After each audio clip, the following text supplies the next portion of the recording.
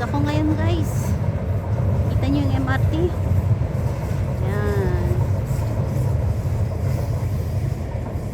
Yun ang MRT guys. O, diba? Ang init. Dito ako ngayon guys. Mag-exercise muna ako. So ang gagawin ko ngayon, babalik na ako sa dati na mag-exercise ako ngayon. So ito yung unang araw ngayon ng aking pag-exercise. Kaya ayan. Kumain lang ako ng konti. Siyempre, lakad-lakad. Tapos paglakad, ayan. Pupunta na ako sa exercise. Ayan, papakita ko muna sa inyo. So, dito ako ngayon guys. Sa lugar na may exercise na pambabae. Doon kasi sa kabila, wala kasi pambabae eh. Puro panlalaki. Kaya, ayan. Dito ako ngayon. Ay, ginawa nila palang garden dito. Oh, ang galing. Tingnan nyo guys, ginawa nilang garden ngayon. Maganda nga yun, diba? Ayan, dito ako ngayon guys, exercise. Ang tagal-tagal ko na hindi ito binalikan. So ngayon, ito yung banda guys na mag-exercise ako. Hindi ko alam kung meron pa ba.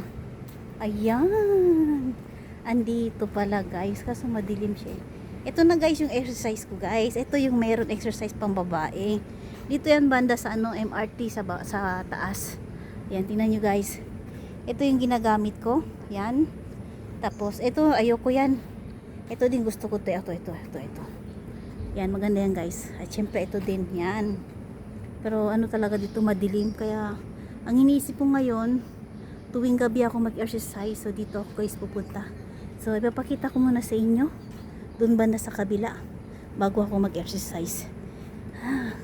Pawis na ako guys. Pero maganda to sa katawan.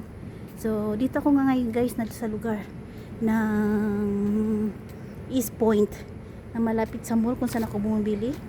Yan, kita nyo naman yan. MRT yan sa taas. At ito naman yung kondo. Yan, diba guys? So, ganoon lang guys. Yan, narinig yung MRT guys. Yan, MRT yan.